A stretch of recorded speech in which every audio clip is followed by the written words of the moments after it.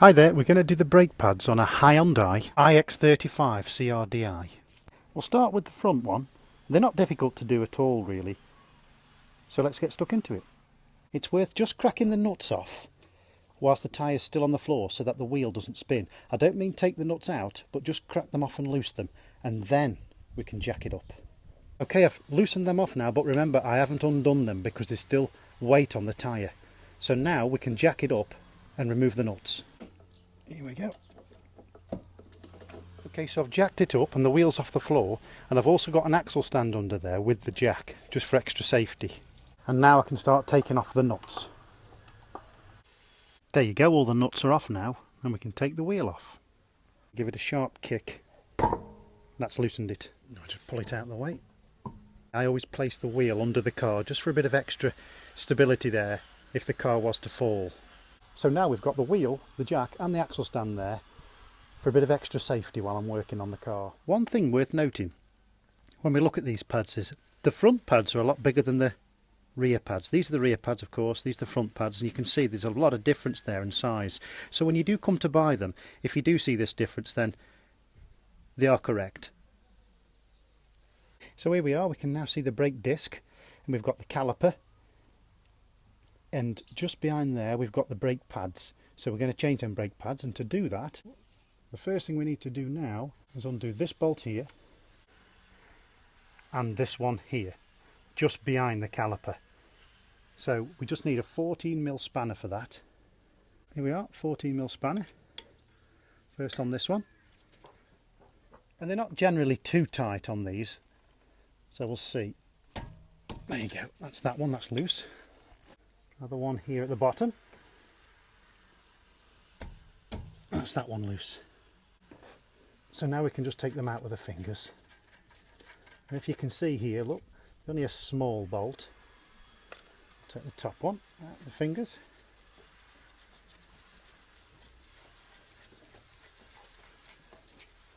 Again. As far as fixing the caliper on, that's all it is, the two bolts there. So now all we need to do is lever this part of the caliper off, and that'll expose the brake pads. All I use is a long flat screwdriver for that, and all I do is lever just down there like that. So I'll put the screwdriver in like that and leave it. As you can see, it's coming off, no problem, there it is. But I don't let this hang on its own because there's a pipe down there. See that pipe attached to the back? Well, that pipe might split, so I keep my weight on it and gently fold it out the way over here somewhere. So I'll show you what I mean. Pull the caliper over here so that it's got the weight and it's not hanging down on this pipe here. So there we are. We've got the brake pads there. You can see they're quite worn. That's the brake pad on the outer and that's the brake pad on the inner, and we need to remove these now. So they can be quite fast. That one's a bit more fast, but that's easy enough to do. A bit of a smaller screwdriver, and you can put it in there and just pull them out. There you go, that's one off. And then you get the back one there, put the between somewhere there, and knock them. And if they are a bit awkward, you can always put a screwdriver on there and give it a tap at the back. But this is not too bad. There we go. If we take a look at the brake pads I've just took off, they are quite worn. They're not desperate to be repaired, but they are quite worn. That one's a little bit more worn than the other. I've got my new brake pads here. This brake pad, you can have, if you look at the difference between the new brake pads. See, on this one you've got a shiny surface, you've got like a plate that covers it, and you haven't on this one. Now this one is the one that goes at the back. So it's the one that's fitted here. And the reason for that is if we have a look at the caliper here that pushes the brakes together, this part is the piston. It comes forward and compresses the two pads onto the disc. And that metal plate always goes to this piston face here. That's just the way they go round. I suppose it's to reduce wear of this piston onto the back of the pad itself. Now before I put these pads on, I like to clean these areas here, because it's in these areas where the pad will be moving backward and forward. So I like to clean them, probably with a rag or something like that, and maybe even like a Scotch-Brite pad, just a little bit. And the same on the rear there, in the same areas. And I like to just put some copper grease on the end, just on the end there, but just make sure nothing touches the disc or the edge of the pad itself. So there's a slot there and a slot there. It's these two areas, that one there and that one there, on the brake pad that slot into that. So we place it in and try and get that there into that slot and that part of the brake pad into that slot. There we go, they're in the slots and they're pushed in. You see there, it's in the correct slots and it's right up to the disc there. The actual pad's right up to the disc, so that's okay. Now we'll do the back pad. Remember, these areas of the pad there and there, those bits protruding, they slot in just the same as the front. It's a little more awkward here on the back because it's difficult to get at, but it will slot in okay. Okay, they're both in now and they're both up to the disc. We've got to put this caliper back in place. The trouble is now though that the caliper has come so far forward because of the worn pads that it won't fit directly between there. So we've got to push that piston back, and that's easy enough. We'll just have to lever it back. Generally we can do that with a nice long flat screwdriver. The way of doing it is to put the caliper between the disc there. Not there where the brake pads are, but just above it there. So you've got the piston that side the brake disc, and you've got this part of the caliper here, this side.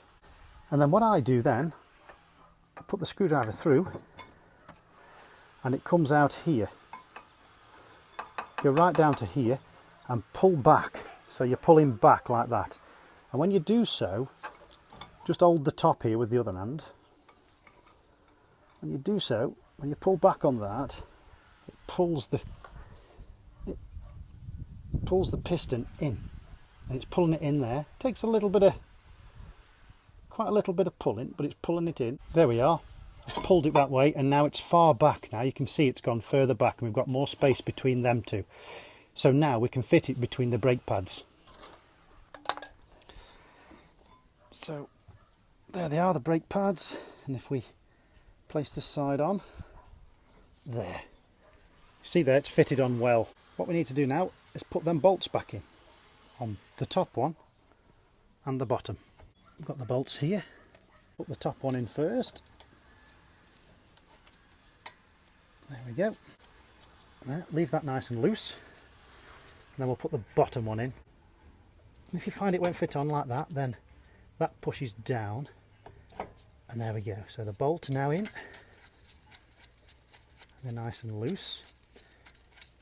Okay, up finger tight. And the top one we can take up finger tight.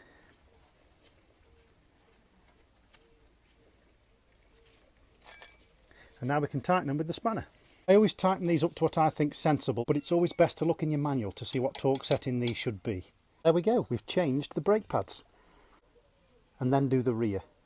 The only difference between the front and the rear, by the way, as I've said, is that they're smaller and that they don't generally come with one of these plates on the back, so we have to use the old plate off the old pad. But that's easy enough to get off. I just use this little pick type tool and put it under that part and flick it up. And there it is. And there we are. And looking at these two pads, you can see that one's got some nodules sticking up there and this one's flat. So this goes onto the one that's flat. What we do is the side of the plate with the two hooks there, hooks onto the outer dome part.